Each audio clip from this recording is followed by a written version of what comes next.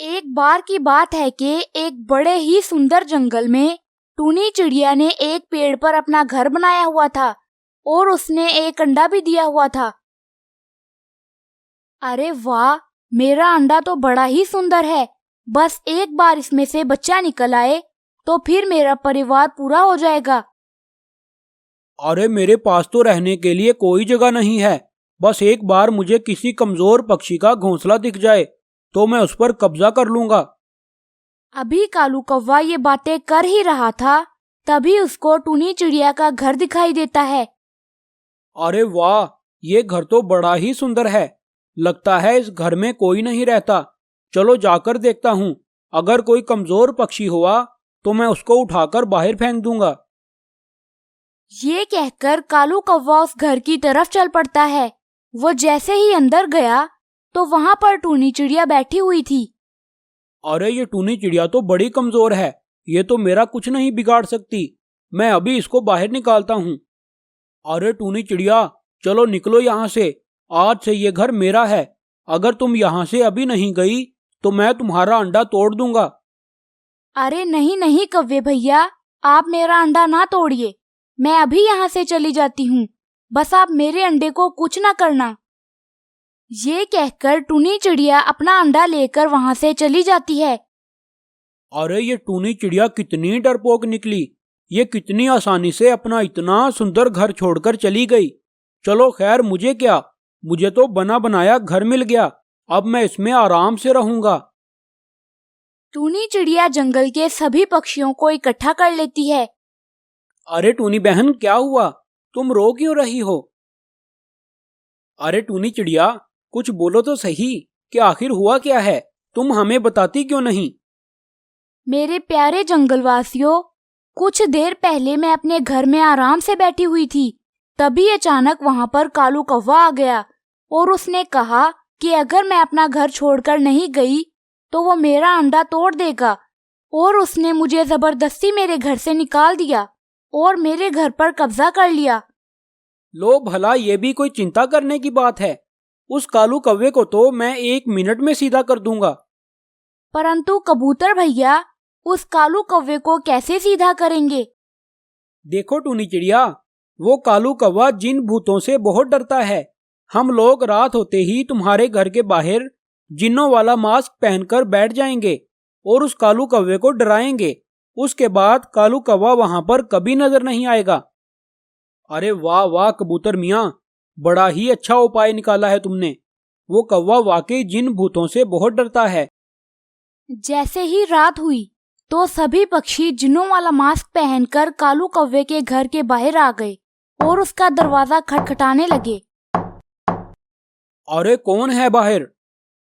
कालू कौवा बार बार पूछता रहा, मगर कोई भी पक्षी नहीं बोला।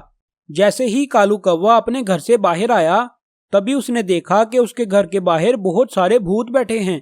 तो वो फौरन वहां से भाग गया और उसने पीछे मुड़कर भी नहीं देखा। आलतू जलालतू आई बला को टालतू, आलतू जलालतू आई बला को टालतू। ये कहते हुए कालू कौवा वहां से चला गया। तो प्यारे दोस्तों, इस कहानी से हमें ये सबक मिलता है कि हमें किसी को तंग नहीं करना चाहिए। दूर किसी जंगल में एक टूनी चिड़िया रहती थी। टूनी चिड़िया ने एक अंडा दिया हुआ था। अरे मेरा अंडा कितना सुंदर है। अब तो बस जल्दी से इसमें से चूजा निकल आए। पर अभी तो चूजा निकलने में थोड़ा टाइम बाकी है। मैं ऐसा करती हूँ कि जंगल से जाकर दाना ले आती हूँ और अंडों को पत्तों के अंदर छुपा देती हूँ ताकि मेरे अंडे पर किसी शिकारी की नजर न पड़े। टूनी चिड़िया अपने अंडों को पत्तों के अंदर छुपाकर जंगल से दाना लेने चली जाती है। तभी वहां पर एक चील आ जाती है और टूनी चिड़िया के घोंसले के पास आकर बैठ जाती है। अरे ये घोंसला तो खाली है। इसमें ना तो किसी चिड़िया का बच्चा है और ना ही अंडा है। लगता है आज मुझे सारा दिन भूखा ही रहना पड़ेगा। अरे ये क्या, ये पत्तों के अंदर तो अंडा पड़ा हुआ है। ये पक्षी कितने शातिर हो गए हैं, लेकिन मुझसे ज्यादा शातिर नहीं हो सकते। अब मैं इस अंडे को उठाकर ले जाती हूँ और आमलेट बनाकर खाऊंगी। तभी वो चील टूनी चिड़िया का अंडा उठाकर ले जाती है। जैसे ही टूनी चिड़िया वापिस आई तो उसने देखा कि उसका अंडा वहां पर नहीं था। हाय रे, मेरा अंडा कहाँ चला गया? अभी तो यहीं पर था। मेरे अंडे को कौन ले गया? वो खुद तो चलकर नहीं जा सकता, जरूर उसे कोई उठाकर ले गया होगा। मैं अभी जाकर दूसरे पक्षियों से पता करती हूँ। तभी टूनी चिड़िया दूसरे पक्षियों से पता करने के लिए चली जाती है और कालू कौवे के पास पहुंच जाती है। अरे टूनी चिड़िया, क्या हुआ? तुम इतनी जल्दी जल्दी में कहाँ से आ रही हो? कौवे भैया, गजब हो गया है, गजब। अरे बताओ तो सही कि आखिर हुआ क्या है? कौवे भैया, मैं जंगल से दाना लेने गई थी और जाते हुए मैं अपने अंडों को पत्तों के अंदर छुपा कर गई थी। लेकिन जब मैं वापस आई तो मेरा अंडा वहां पर नहीं था। पता नहीं मेरे अंडे को कौन उठा कर ले गया। क्या आपको मेरे अंडे के बारे में मालूम है?